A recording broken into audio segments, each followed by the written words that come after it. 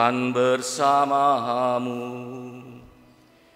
dan bersama rohmu. Inilah Injil Yesus Kristus menurut Yohanes. Dimuliakanlah Tuhan. Dalam perjamuan malam terakhir, Yesus menengadah ke langit dan berdoa bagi semua murid-Nya.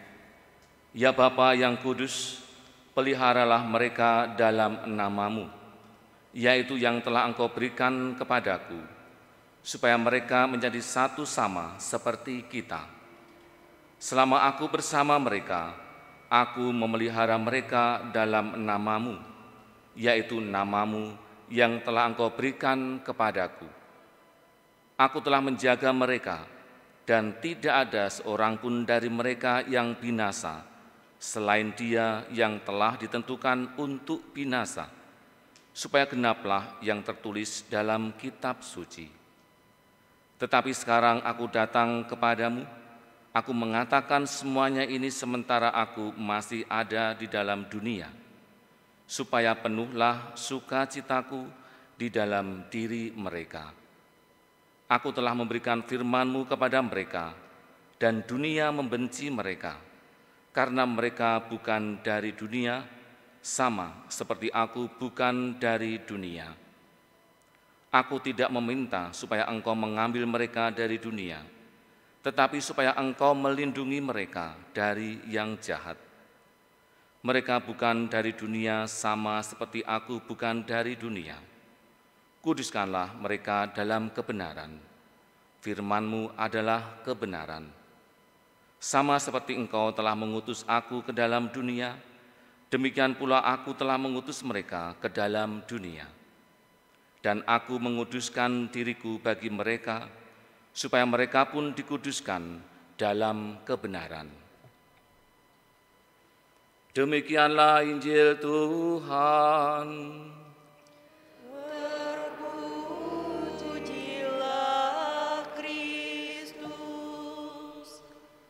Bapak, Ibu, Saudara-saudari yang terkasih, ada seorang penjual kerupuk atau pedagang kerupuk, dan kebetulan Bapak ini buta. Nah, dia sudah membuat plastik-plastik. Satu plastik itu ada 10 kerupuk. Satu plastik harganya 5.000 atau gojing. Tahu gojing ya? 5.000. Nah, ada seorang pemuda yang iseng, agak nakal. Dia membeli kerupuk tadi 5 plastik. Dan kemudian dia membayar uangnya 20.000. Tetapi dia minta kembalian kepada bapak tadi. Nah, kemudian setelah mendengar dia minta kembalian, bapak tadi menjawab, "Nak, semua rezeki itu sudah diatur dan ditentukan oleh Tuhan. Saya hanya berusaha untuk bekerja.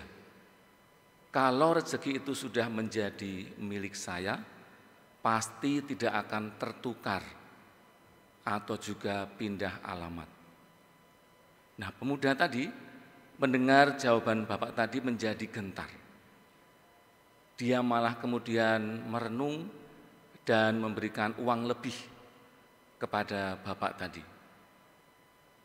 Nah, yang disampaikan bapak tadi kepada pemuda tadi murni keluar dari kejujuran hati, murni keluar dari komunikasi yang baik. Karena ada apa? Gerak dari hati nurani yang harus mengatakan yang benar. Sementara dari pemuda tadi sebenarnya tahu itu salah, tetapi mencoba-coba. Dan setelah sadar bahwa dia salah, kemudian memberi lebih.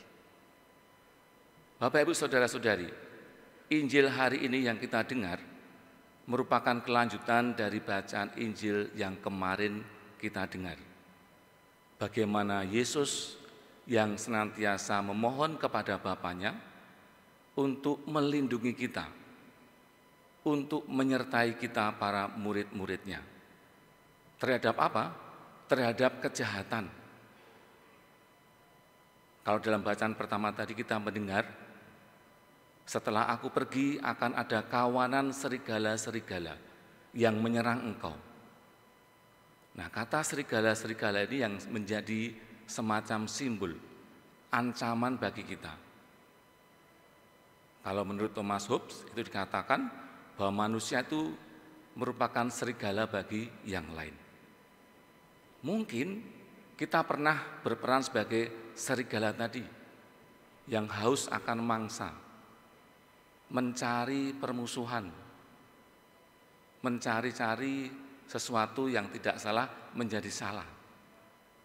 Dalam banyak hal, di dalam dunia kerja itu seringkali terjadi. Bagaimana kita sering mendengar jegal-jegalan, saling menjatuhkan, mencari nama, menjadi penjilat. Banyak yang terjadi dalam dunia pekerjaan. Ini yang menjadi sungguh-sungguh keprihatinan. Nah, bagaimana kita yang saat ini sungguh-sungguh berdevosi kepada Bunda Maria dan kita menjalani novena selama beberapa hari ini, tentu ketika kita mengucapkan memohon 7 karunia dari Roh Kudus tadi, di sana kalau kita sungguh-sungguh merasakan pasti ada yang menggetarkan kita. Nah, yang menjadi pertanyaan adalah, apakah selama dalam proses sekian hari aku menjalani doa novena ini, ada sesuatu yang sungguh-sungguh berbuah bagi diriku, yang menjadi daya ubah dalam diriku. Setidaknya bagaimana aku dipanggil, seperti dalam bacaan Injil tadi, untuk mewartakan kebenaran, untuk menyampaikan kebenaran. Nah, untuk menyampaikan kebenaran tadi pasti banyak resikonya. Dikatakan juga oleh Yesus bahwa dunia membenci mereka karena mereka bukan berasal dari dunia. Ini yang menjadi bahan refleksi kita bersama. Untuk mendapatkan kegembiraan, seringkali seseorang harus melupakan bahwa dia mempunyai hati nurani. Seringkali untuk mendapatkan kegembiraan, dia mematikan hati nuraninya. Kegembiraan yang semu, kegembiraan yang menurut dirinya sendiri itu menjadi bahagia. Tetapi kalau dirasa-rasakan dirunut, mungkin tidak bahagia. Bahagianya sekilas ketika dia merasa itu aku bahagia dengan melakukan ini, dengan melakukan itu, yang sebenarnya mengingkari iman itu sendiri. Maka serigala-serigala tadi mungkin ada dalam diri kita, apakah ada atau tidak? Nah, ini yang menjadi pertanyaan kita secara jujur. Mari kita melihat dengan jujur, apakah aku sungguh-sungguh mengenali imanku yang berpondasi pada iman Yesus Kristus, dan kita diberi Roh Kudus untuk senantiasa melihat nurani kita dibawa pada proses kesucian. Untuk menutup homili saya akan bacakan renungan dari Thomas A. Kempis yang menurut saya cukup menarik. Bagaimana kita diajak untuk merefleksikan tentang hati nurani. Kegembiraan yang diperoleh dari orang tidak berlangsung lama, hanya sekejap. Kegembiraan dunia selalu diikuti kesedihan. Kegembiraan orang yang baik terletak dalam hati nurani, tidak dalam mulut orang banyak. Kegembiraan orang saleh bersumber pada Tuhan dan ada pada Tuhan.